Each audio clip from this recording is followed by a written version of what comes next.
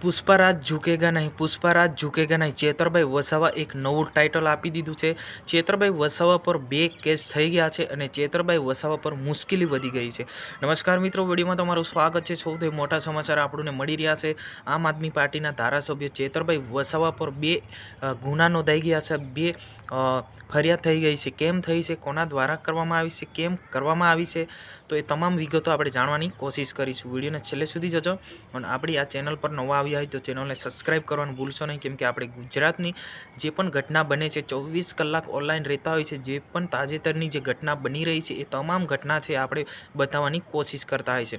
તો મિત્રો, વાત કરવામાં આવે તો ચેતરભાઈ વસાવા જીઆઈડી કંપનીમાં બ્લાસ્ટ થયો હતો. એની અંદર 4 મજૂરો ત્યાં બ્લાસ્ટની અંદર મૃત્યુ થઈ ગયા, યાની કે આની દુર્ઘટનાની અંદર મોત થઈ ગયા. તો આના વિરુદ્ધમાં ચેતરભાઈ વસાવા તાત્કાલિક ત્યાં કંપનીના અધિકારી સાથે વાતચીત કરીને તાત્કાલિક એમને વળતર માટેની માંગણી કરી હતી અને વળતર માટે માંગણી પણ થઈ ગઈ હતી.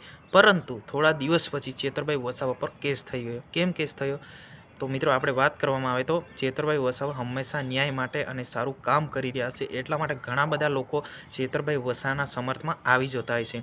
તો ચેતરભાઈ વસાવા સાથે 2 જે ગુના નોંધાઈ ગયા છે કે ભાઈ ચેતરભાઈ વસાવા પરમિશન માંગવા ગયા હતા, પરંતુ પરમિશન ના આપી છતાં એમને રેલી કાઢી. એના કારણે જે ચેતરભાઈ વસાવા સાહેબ પર જે પોલીસ સાહેબે જ એમને ફરિયાદ કરી છે કે ચેતરભાઈ વસાવા આવું કર્યું તેવું, એના માટે ચેતરભાઈ વસાવા પર ફરિયાદ કરી છે. પરંતુ ચેતરભાઈ વસાવા પણ સામે એક જવાબ આપી દીધો છે. જવાબની અંદર એવું કહ્યું છે કે તમારી જેલો મોટી કરી દેજો, અમે લાખો લોકો જેલમાં રહેવા માટે આવવાના છે અને આવનારા દિવસમાં તમારી સામે પણ અમે લડવાના છે. આ રીતના ચેતરભાઈ વસાવા પણ સામે જવાબ આપી દીધો છે.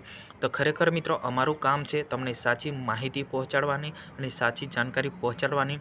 આ ઈકે ચેનલ કોઈ પણ માણસને કે કોઈ પણ પક્ષને કે કોઈ બી કામ કોઈને વિરુદ્ધ કરતી નથી. અમે તમારા સુધી અમે તમને આટલી મહેનતથી વિડીયો બનાવીને મોકલીએ છીએ, એ તમને જાણકારી થાય કે આવી ઘટના કેમ બની રહી છે. તો ખરેખર મિત્રો, ચેતરભાઈ વસાવા પર આપણે વાત કરીએ તો ખરેખર ચેતરભાઈ વસાવા એક શિક્ષિત નેતા છે. એ ખૂબ સારું કામ કરી રહ્યા છે ને ઘણું બધું એમના ચાહકો પણ છે ને ઘણા બધા એમનું નામ પણ ચાલે છે. અત્યારે ચેતરભાઈ જ્યાં જાય ત્યાં લોકો ત્યાં ઉમટી પડતા હોય છે. જ્યાં ચેતરભાઈ એક જ ચાલે એવું પણ નામ ખૂબ ચાલતું હોય છે. તો ખરેખર મિત્રો, ચેતરભાઈ વસાવા હવે મુશ્કેલ વધી ગઈ છે.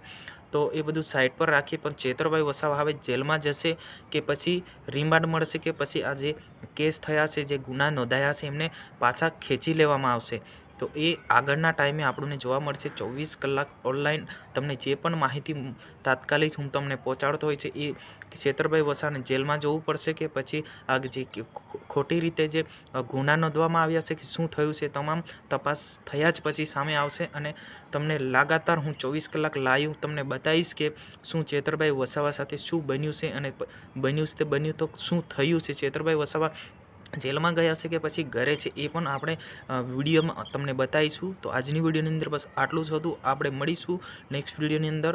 હજુ તમને એકવાર કહી દઉં, ચેનલને સબસ્ક્રાઈબ ના કરીએ તો સબસ્ક્રાઈબ કરીને તમારા તમામ ગ્રુપમાં શેર કરવાનું ભૂલશો નહીં. આ એક નંબર 1 એક આ ચેનલ છે. 24 કલાક તમને હું